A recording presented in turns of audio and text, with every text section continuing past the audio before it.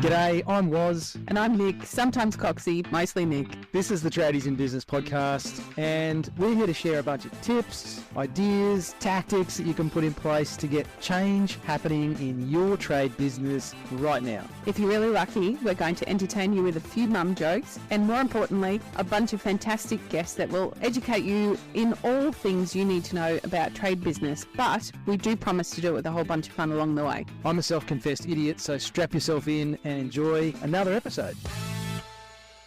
It's Friday. Hello. Happy Friday. Is it though?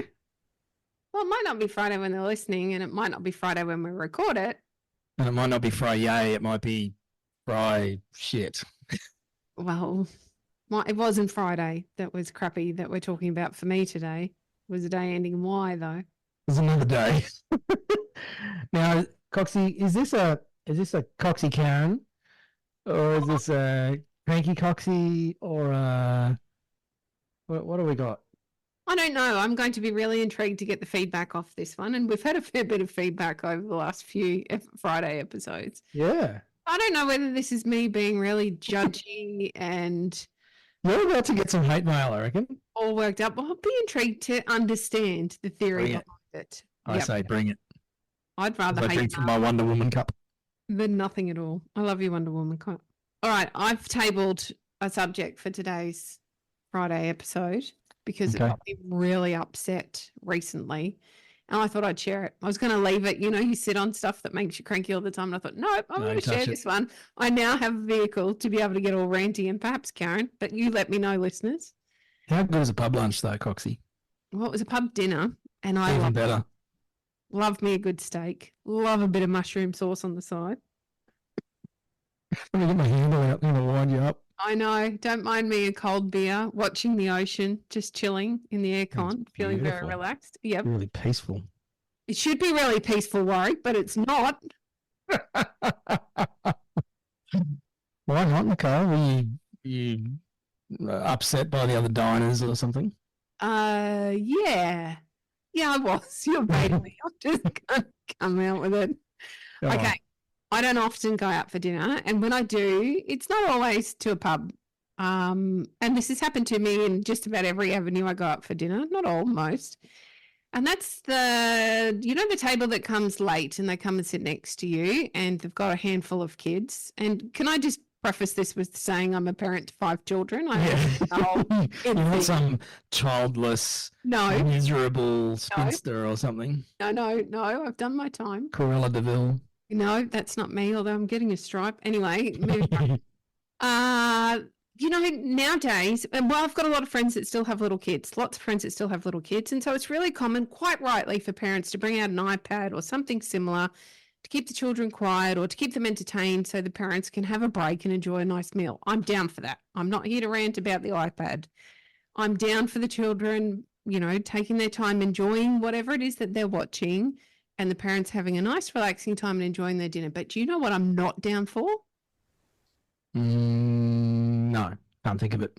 I am not down for the sound of those videos. I can't stand Bluey.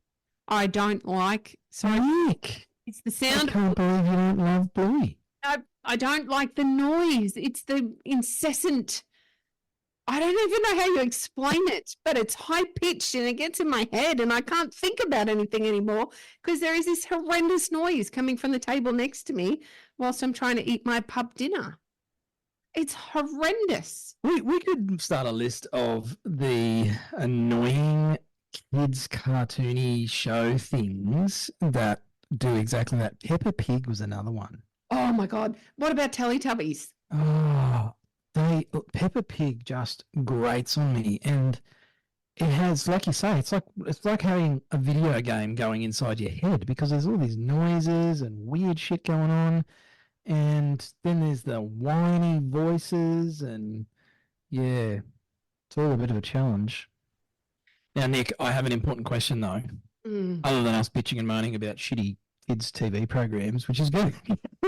We're going to get some polarizing feedback on this one, I reckon. Because I think there's a bunch of adults that love Bluey secretly. Okay, well, maybe I was a bit harsh on Bluey. Let me just lay that claim. No, it's shit. I don't understand the Bluey hype, honestly. It's the noise. I can't stand the noise. Anyway, you go on and make your point, please. I want to know if you said anything to the people at the next table. I did not. Why I did not?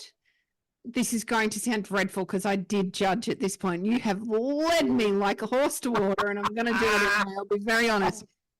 You know, oh, shit, I can't believe I'm going to out myself here. Okay, I made a judgment. The judgment I did make was on the care factor of the parents. Oh, you've gone the whole there's no point saying anything? Pretty well. I did look over. I spent a bit of time studying. I tried to make eye contact because I thought at that point I could say, would you mind just turning the volume down a little bit? Just send the subtle signal, you know. It's like, hey, trying to have a, couple's dinner here. Would just like to have a bit of time out if you don't mind. I thought I could do it really politely. And, it's like they know what you're doing. So they were avoiding eye contact. Well, this was that there were two women at the table, and then there was what was clearly a husband or a partner. He came back and he was like, I've got no fucks to give. Couldn't care less what you think of me and my family. I'm doing whatever I want. I thought, there is absolutely, this is going to do nothing more than cause me grief.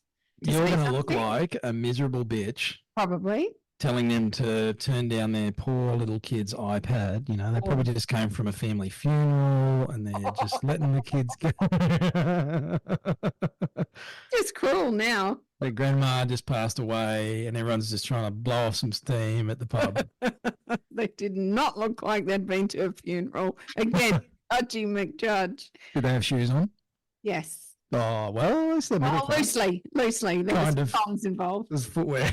I was the beach, so that stuff does happen. Teeth? Were all the teeth there? They're all teeth intact, and Okay. I'm not going to make any more comments on appearance because I will get in trouble. Thank you. I'm going to get you back for this. But the truth is, let me be really honest, I absolutely judge the fact that bringing it to the parents' attention would be wasted. I would be wasting my time and my frustration. So I finished my meal and I left. Simple as that. I was not interested in pushing through it. I was not interested in listening as it came to be. It was 20 minutes of that screaming, piercing, horrible noise in my ears. And it's not the first time. It's happened to me in most venues I've been to. And again, this is no shade on the parent for allowing the kid to have an iPad or do whatever they're going to do. I totally get it. I had 5 kids. I get it. You want Haven't I heard of headphones? You deserve some time out, but it's the headphones thing I don't understand. So maybe this is your opportunity if you're a parent who doesn't allow your kid to have headphones and you're all right with the whole restaurant listening to whatever show your child is watching on the iPad. Please email me, message me, Facebook me, whatever. Throw me some shade and tell me why it is that you can't put earphones on your kid. This is a very, very slippery slope, Nicole Cox. And I'm just going to stay quiet over here and just keep poking you a little bit. I hope you understand how kind I'm being to you because I could throw you right under that same bus. And at the moment, I'm thinking, okay, I'll keep that for another day. I think our listeners know me well enough to know that I have an opinion on my own opinions about things. And I have some fairly strong opinions about what you've just tabled, which is why I reckon we should sign off right now. Okay, so tell me, would it annoy you if the table next door to us, think about when you and I catch up in person and we go out for a steak, would you find that irritating? It shits me to the molars. Honestly, I have a real issue with people seemingly unaware of the way their behaviour impacts those around them, whether it's some dirty prick spitting on the floor in the men's toilets. Like, I don't get that. Or on the footpath, it's not cool to have a big spit on the footpath, mate. I don't understand that. There's people walking around. Or the noise thing.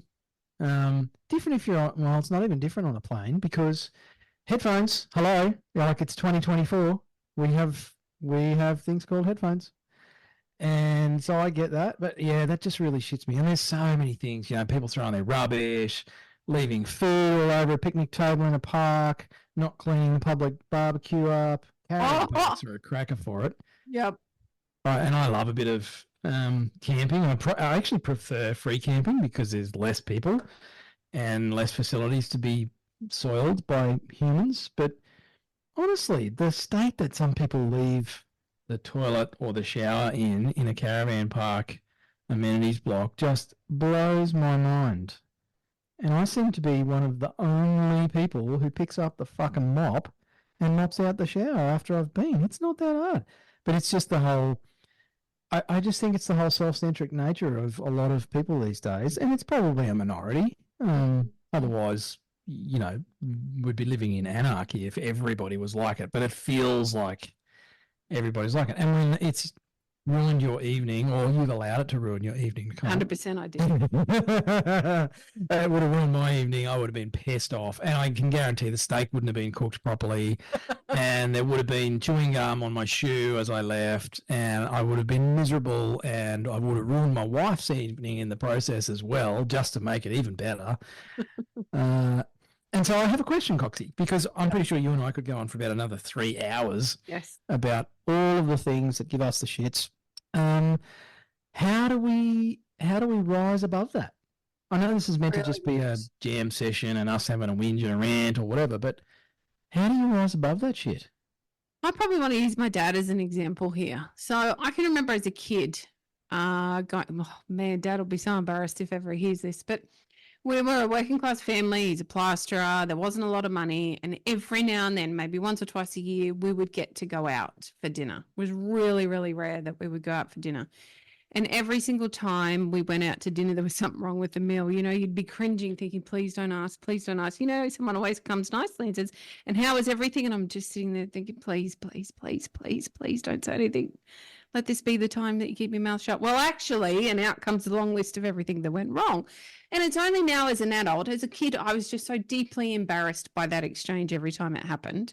And it's only now as an adult, I actually understand what was going on. There was so much value in those evenings. He had worked so hard to create that space for us as his family that when things went wrong, it really he felt really personally deeply let down. And so the reason I share that story is I think it comes back to that entire point, Warwick.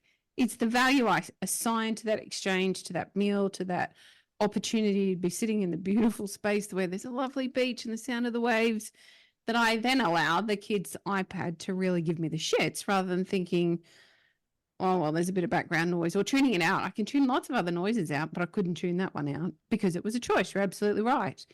And I think it comes back to that value that I've assigned to that occasion. Doesn't happen very often for me. It doesn't have the same seriousness as it certainly did for my father. However, I still hold it in high regard to have the opportunity to go out and enjoy a meal. And so therefore, when I feel like something's disturbing it, it becomes personally frustrating or personally saddening or personally becomes a thing for me and my person rather than what's actually going on around me. So there you go. I still don't like Bluey. I still don't like the sound. Yes, I could rise above it. And yes, the parents could just get a pair of freaking earphones and make everybody's life easier. Here's a couple of wacky off-the-wall ideas for you, Coxie. I might try these next time I go out. You could get noise-cancelling headphones to take with you every time you go out for a meal. And then you can listen to, I don't know, whatever you listen to, true crime podcast or something while you're having your dinner.